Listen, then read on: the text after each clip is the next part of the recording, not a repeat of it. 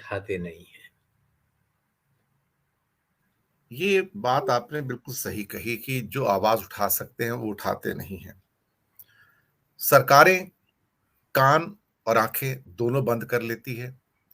जोशीमठ की ट्रेजेडी अपने आप में घटित हो रही थी और उसके बाद भी हम उसे देखना नहीं चाह रहे थे। और जिस ढंग के वहां पर होटल्स बन रहे थे, मकान बन रहे थे, 4-4 6-6 मंजिलों के मकान जैसे प्लेन्स में बनते हैं।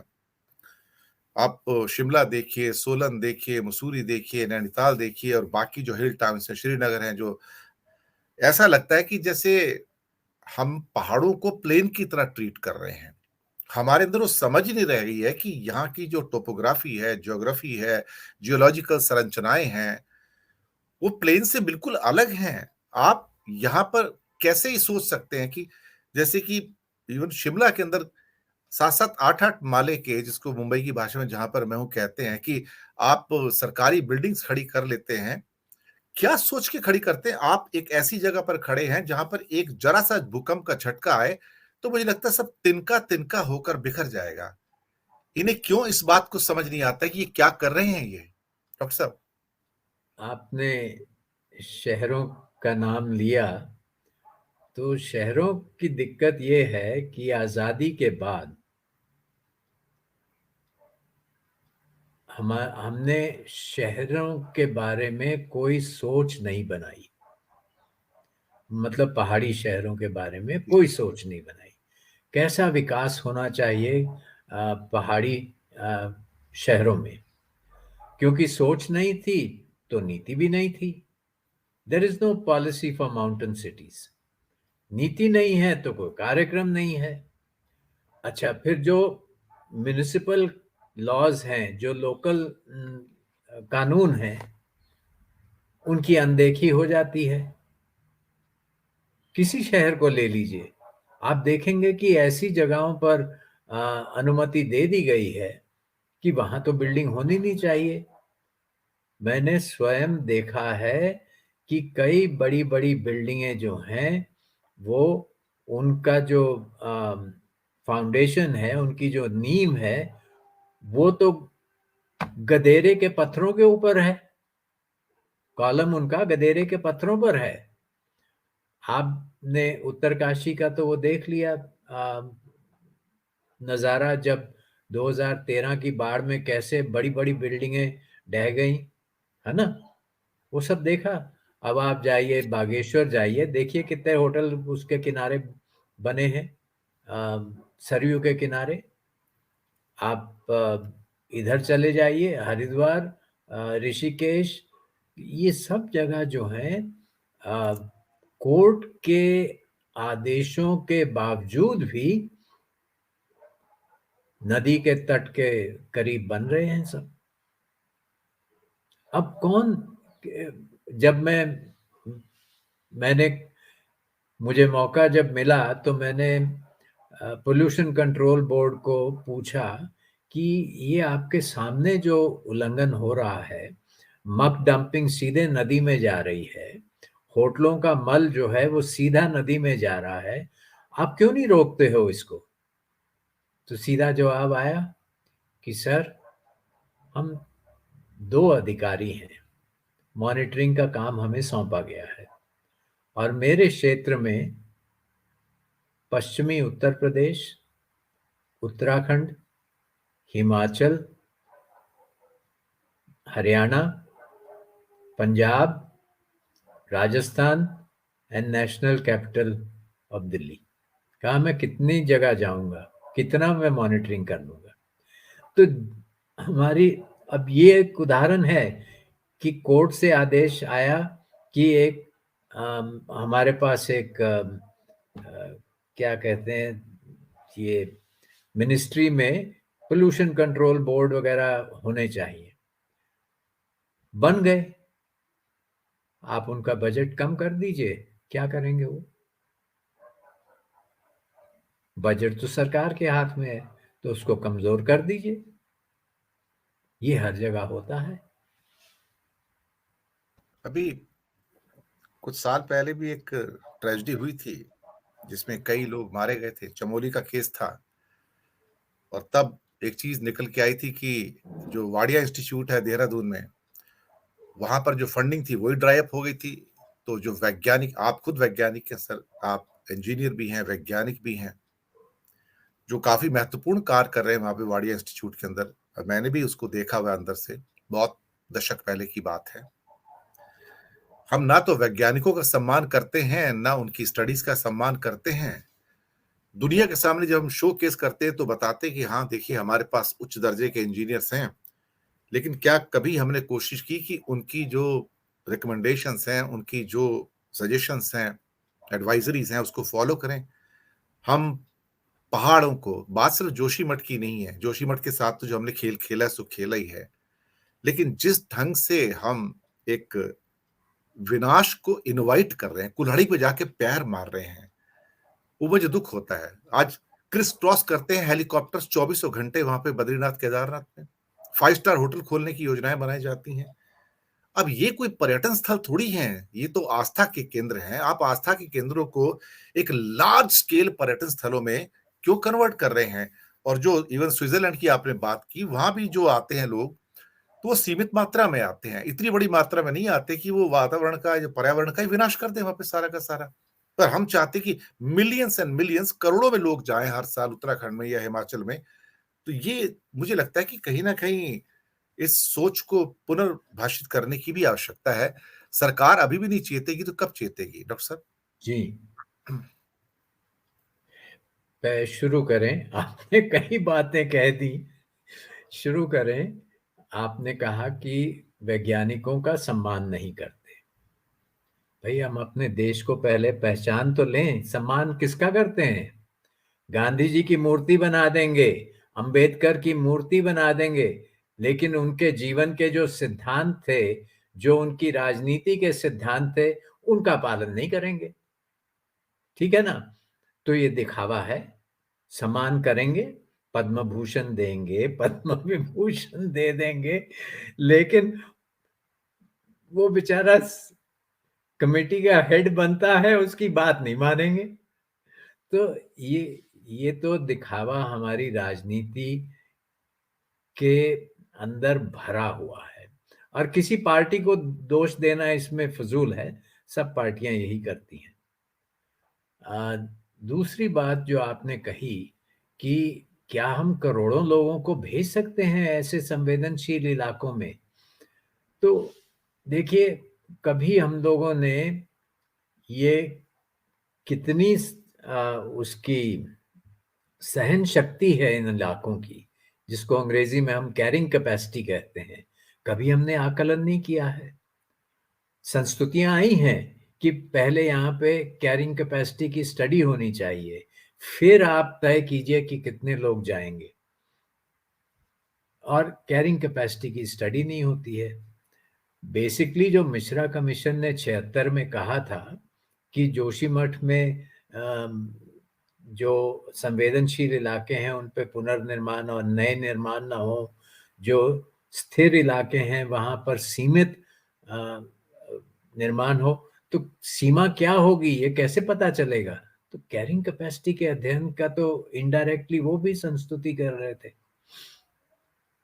अब हमने जब ये क्या कहते हैं, चार धाम परियोजना की बात आई, और ये था कि हम इतने करोड़ ले जाएंगे इन चार धामों में, तो हमने सोचा हम ही कर लेते हैं, कोशिश करते हैं कैरिंग कैपेसिटी की स्टडी करें।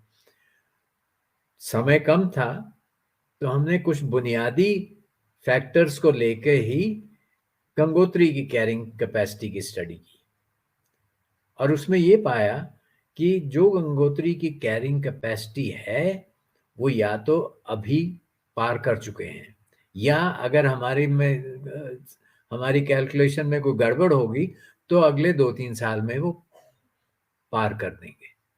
ठीक है, तो हमने कहा इसको सीमित किया जाए। सीमित करने का तरीका क्या होना चाहिए? हमने कहा एक तो आप देखिए कितनी कार्बन डाइऑक्साइड यहाँ पे जनरेट हो रही है। ये पहाड़ियाँ जो हैं ये बहुत ही नैरो पहाड़ियाँ हैं। चारों धाम जो हैं वो नदी के उद्गम स्थल पे हैं, और वो वहां पर जाते जाते घाटी जो है बड़ी नैरो हो जाती है।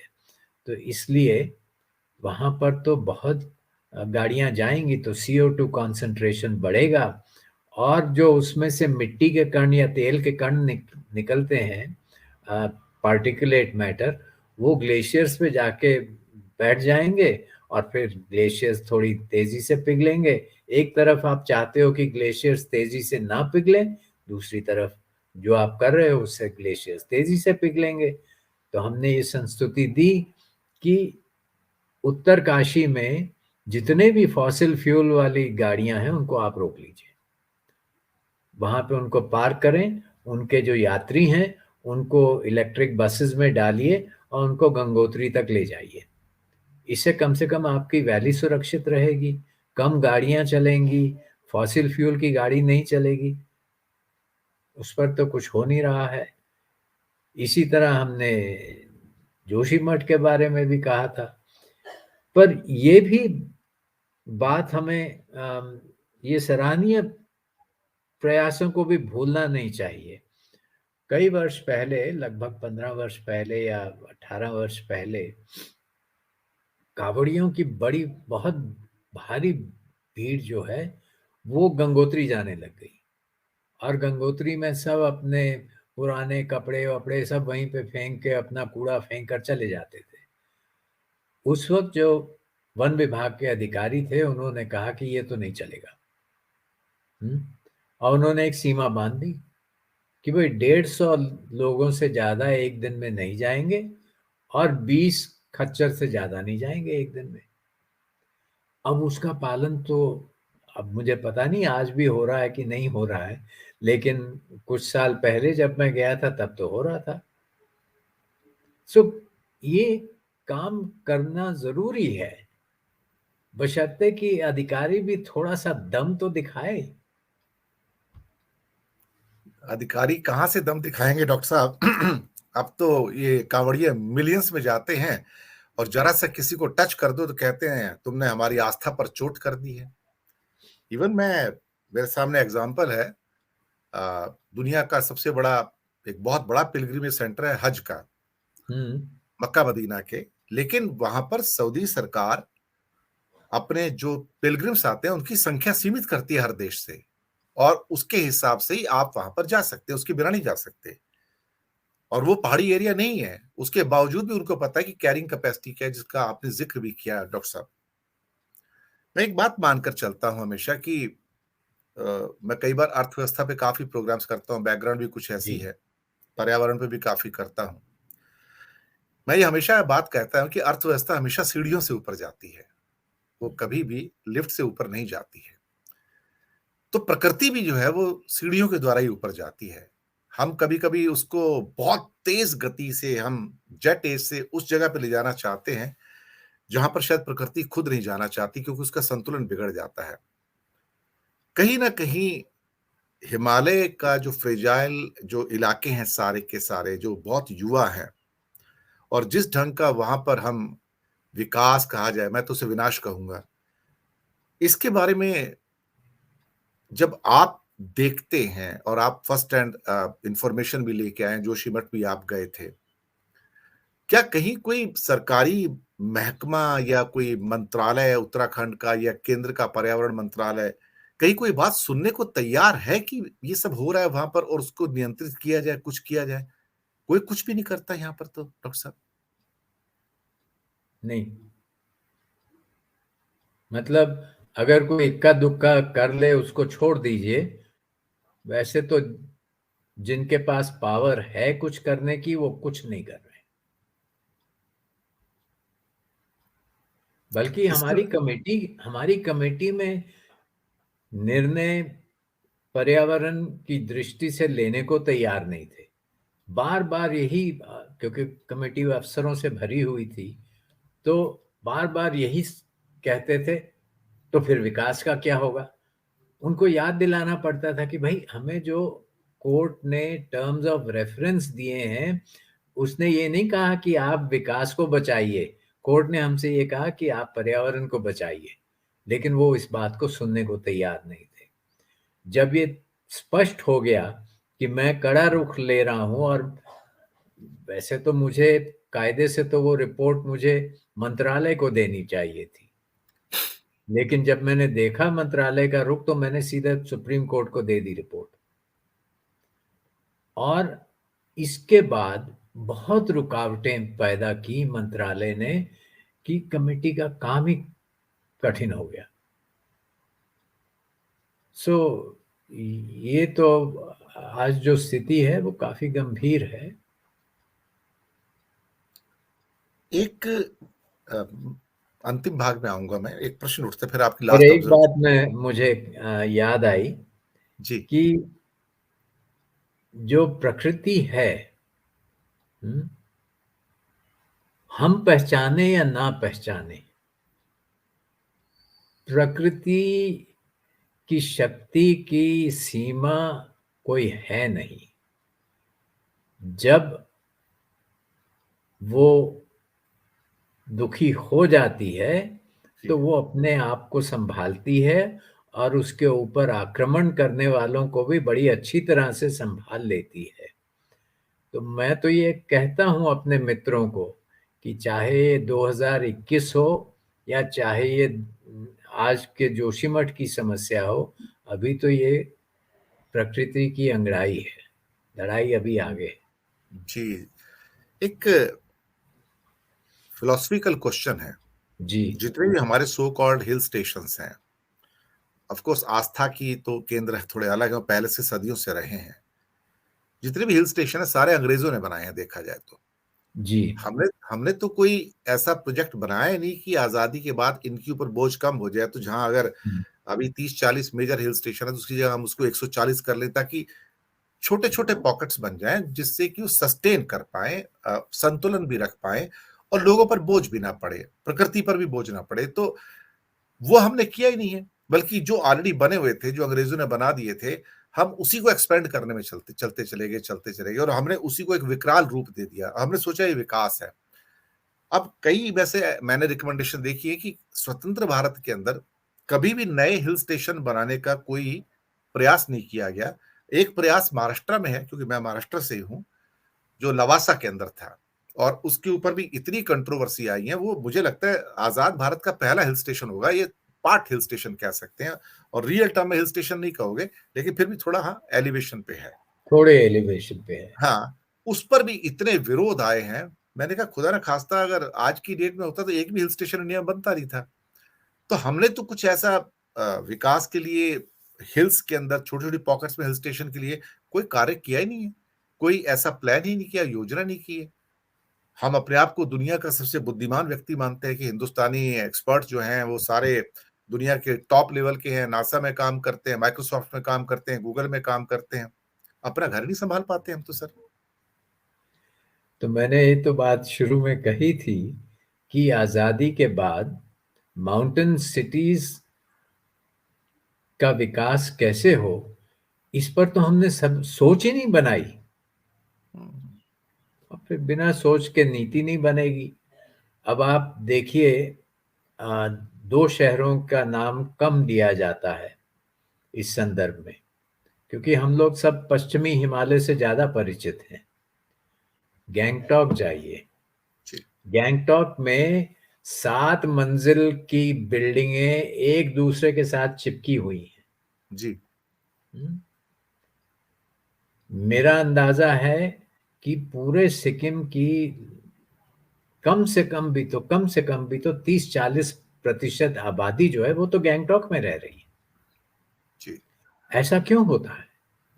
क्योंकि हम अपने जो ग्रामीण क्षेत्र है उसका विकास नहीं कर पा रहे हैं।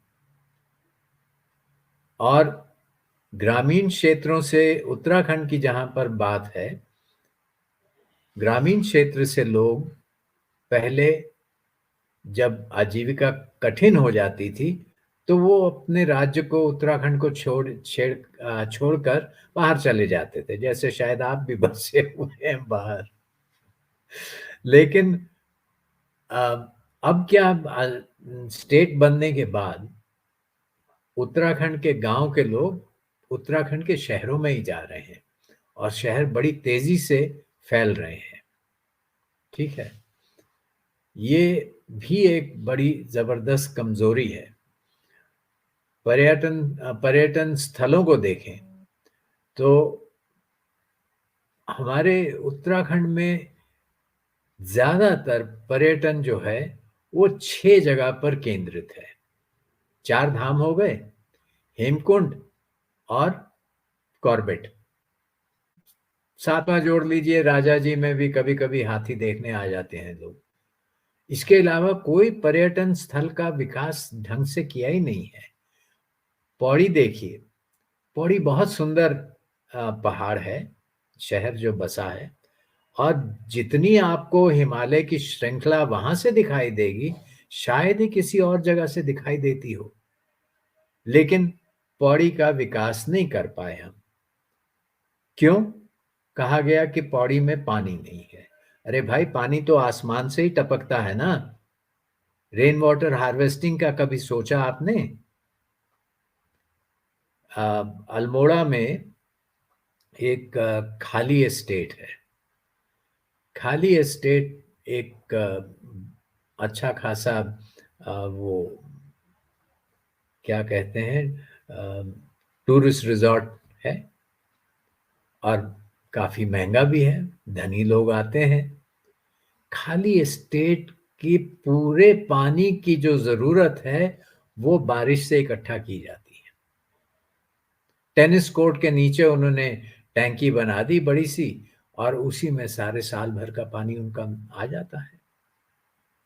ये अंग्रेज, जितने पुराने हमारे अंग्रेजी बंगले थे पहाड़ों में, तो उनकी टीन की छतें होती थी, नीचे गटर होता था, गटर का पानी नीचे जाता था।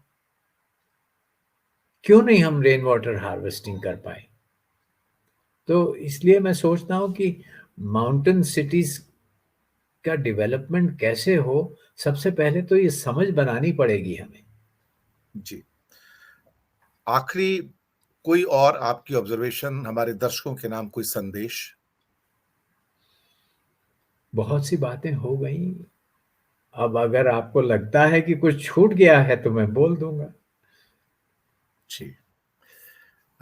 मुझे लगता है कि काफी हमने डिटेल में बातचीत की है, और हम्म, टेक्निकल डिटेल में बात करने की जरूरत नहीं थी। वो टेक्निकल एक्सपर्ट्स जो हैं, जनता हमारी टेक्निकल नहीं है, तो उन्हें आम भाषा के अंदर ही चीजों को समझाना पड़ता है कि क्या वहां पर विनाशकारी चीजें हो रही हैं जो नहीं होनी चाहिए। जी, दर्शक मित्रों, ये थी हमारी एक सार्थक बातचीत डॉक्टर रवि चोपड़ा के साथ, जो भारत के बहुत बड़े पर्यावरण विशेषज्ञ हैं, स्वयं इंजीनियर भी हैं और एक वैज्ञानिक भी हैं। बहुत कार्य किया है, और शायद हिमालय को वो उतने ही अच्छे ढंग से जानते हैं जितने हमारे हाथों की लकीरें होती हैं, और कितने फ्रेजाइल हैं, और वहां पर क्या खतरे हो सकते हैं, किस ढंग से उसका विकास होना चाहिए। मैं शुक्रिया अदा करूंगा डॉक्टर साहब आपका, कि आपने वक्त निकाला, हमारे साथ जुड़े, महत्वपूर्ण जानकारियां आपने दर्शकों तक पहुंचाई, जी, और मुझे लगता है कि आज हमारा मंच भी आपके आने से गौरवान्वित हुआ है। मैं आपका हृदय से आभार व्यक्त करूंगा। बहुत बहुत मैं धन्यवाद। आपको और आपके दर्शकों को धन्यवाद देता हूं कि आपने समय दिया कि मैं अपने कुछ विचार आपके बीच में रख सकूं। धन्यवाद। बहुत बहुत आभार आपका। तो दर्शक मित्रों, थैंक यू। दीजिएगा आज्ञा, फिर मिलते हैं बहुत जल्दी नए मुद्दे के साथ इसी चैनल पर। बहुत बहुत शुक्रिया आपका। ठीक, थैंक यू।